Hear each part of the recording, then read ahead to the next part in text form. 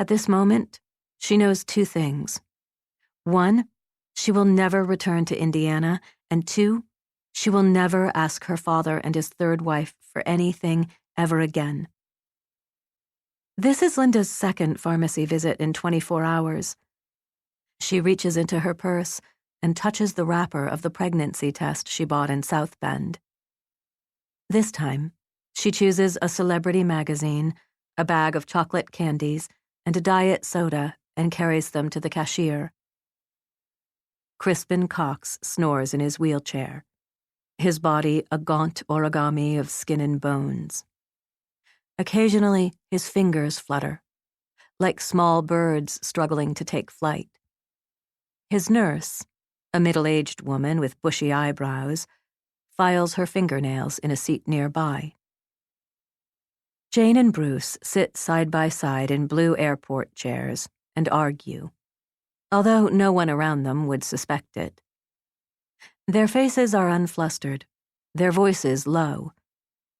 Their sons call this style of parental fight DEFCON 4, and it doesn't worry them. Their parents are sparring, but it's more about communication than combat. They are reaching out, not striking. Bruce says, "That was a dangerous situation."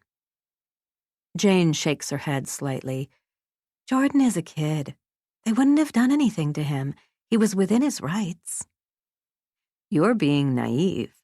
He was mouthing off, and this country doesn't take kindly to that, regardless of what the Constitution claims." "You taught him to speak up." Bruce tightens his lips. He wants to argue, but he can't. He homeschools the boys and has always emphasized critical thinking in their curriculum. He recalls a recent rant about the importance of not taking rules at face value. "Question everything," he'd said. Everything. He'd spent weeks obsessing over the idiocy of the blowhards at Columbia for denying him tenure because he didn't go to their cocktail parties. He'd asked the head of the department, "What the hell does boozy repartee have to do with mathematics?" He wants his sons to question blowhards too, but not yet. He should have amended the declaration to question everything once you're grown up and in full command of your powers and no longer living at home, so I don't have to watch and worry. "Look at that woman over there," Jane says. "There are bells sewn into the hem of her skirt. Can you imagine wearing something that makes a jingly sound every time you move?" She shakes her head with what she expects to be mockery, but turns out to be admiration. She imagines walking amid the tinkle of tiny bells, making music and drawing attention with each step. The idea makes her blush. She's wearing jeans and what she thinks of as her writing sweater. She dressed this morning for comfort.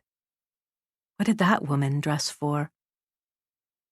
The fear and embarrassment that crackled through Bruce's body next to the screening machine begins to dissipate.